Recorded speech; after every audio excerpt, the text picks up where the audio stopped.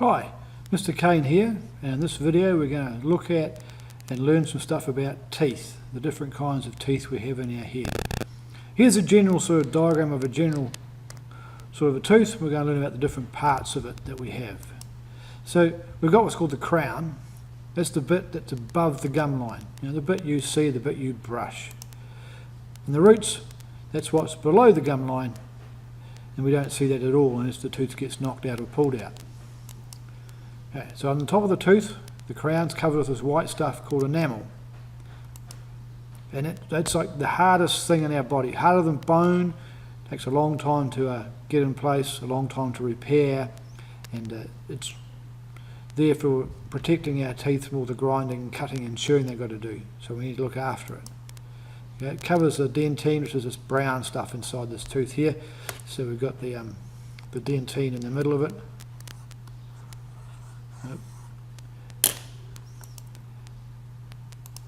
So dentine, it's the big part inside the tooth. You can see it in this diagram, it's the brown bit in the middle of it. It's softer than the enamel, more bone-like than enamel-like.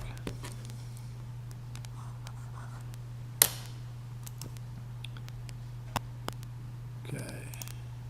Then we've got the pulp, and that's this stuff right in the middle down here.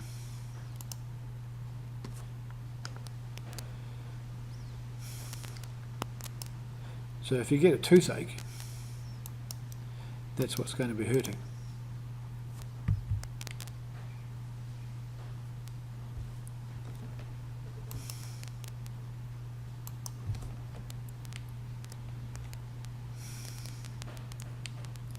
Okay, and then last of all at the bottom we've got the stuff called cementum. And as it sounds like, that's what holds the tooth into the jaw, holds it in place. Okay, so we've got 4 different kinds of teeth, and we're going to look at these in more detail. What have we got? We've got incisors, some people call them incisors, canines, the vampire ones, premolars, and molars. Now they're quite similar. Molars are a little bit smaller, often they're clumped together just as the molars. So some books will say 3 types of teeth, but in reality it's more correct to say you've got 4 kinds of teeth. So they've all got different jobs, and let's have a look at them. So incisors, these are cutting teeth. They're used for cutting and biting off bits of food. So those are the ones at the front. So here, I think this is a horse's mouth. You've got the incisors here and here. And here you can see it's quite a wide bladed tooth. Good for cutting stuff off with.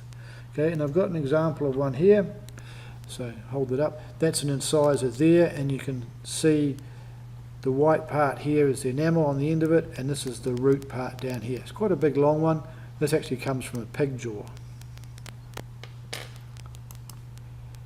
So canines. These are ones that are used for holding and tearing at food. Okay, see in the dog there, you've got the canine sitting right there. The big long tearing one.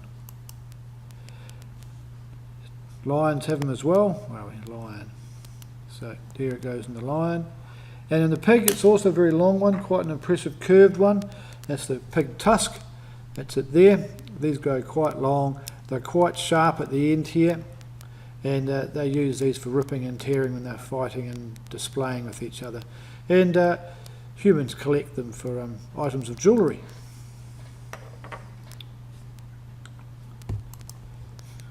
And the premolars, this is where we start to crush and grind. So the first 2 are cutting and hanging on to things. This is where it starts to ground up. There's the premolar there. Unfortunately, this is a picture of a dog who's going to lose that tooth for whatever reason. So it's a little one there. So we've got incisors at the front, canines there, and then the premolars in behind it. So here's a human jaw, and we've got, here's the incisor, here's the canine, and here's the premolar here. Okay, and my example of those, here we go, there's the premolar there. And now we're getting to things that we've got a couple of roots. So we can see the white on the top of this is their enamel, and then the roots down below that. And we've got a couple of roots on the premolar. Slightly different shape at the top of it than the incisor as well. And the molars, these are your chewing and grinding and getting it real small, real easy to swallow. And this is your grinding surface, and we've got on here we've got various sort of bumps, as you can see. I think technically there's 5, but it's easy to see 4. They're called cusps of the tooth. And there's some in a jaw, a fossil jaw, and see they've been flattened right off. And the one I've got from the pig, it's got 4 roots, and the top of it is quite flattened from grinding all the food that the pig has been eating over the years. Okay, so that's a molar. So, different animals, different kinds of teeth depending on their diet. So we know we've got herbivores, omnivores, carnivores. Let's look at what sort of things they have. So, sheep. Herbivore, it's got incisors at the front for chewing off the grass. So there's your incisors for chewing them off. And it's got molars at the back for grinding it down. And has a big gap in between called the diastema. Okay. Doesn't need canines because it's not chasing and trying to catch meat. It's eating grass. Grass doesn't run away. And in fact, it'll chew off the grass with the incisors and swallow it. And then when it brings its cud back up to re-chew it, it chews it with the molars, and it uses a different motion. With the front teeth, it's cutting it off. With the molars, they're coming together and they're going from side to side and grinding the food up. And there's a sheep skull there, and we can see the incisors at the front, the bottom jaw. Okay, there's the incisors there. Sheep don't actually have any top incisors, instead they have a bony plate up here that these teeth work against. And here's your upper and lower molars, and there's a big gap in here. We've got a few sheep at home, and that gap's actually quite useful when we come to give them some medicine. We can put the end of what's called the drench gun, the metal tube, in through that gap, over their tongue, and give them the medicine that they need to have. So a lion is quite different. It's a meat eater. It's going to have all the types of teeth. It's going to have the very prominent canines, incisors at the front and canines for grabbing and holding on to things.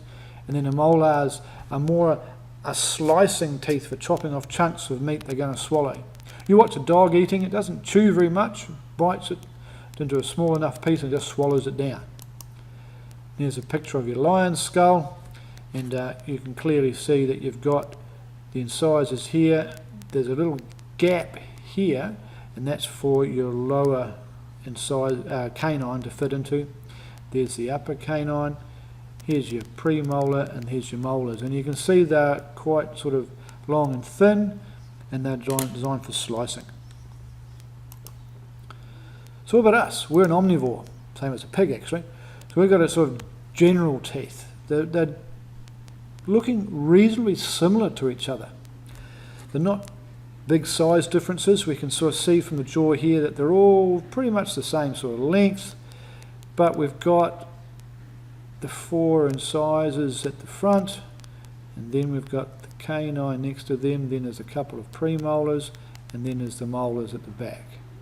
And the last molar is the last one to appear, and that's what we call our wisdom teeth. It'll appear when your jaw is big enough to allow it to fit. So there's another look at the teeth in a human skull, and you can see they're all sort of very general, very similar to each other, because we're a generalist, an omnivore, we eat a bit of everything. So that's a journey through teeth. So next time you're looking in the mirror, you know a bit more about what you're looking at. Smile.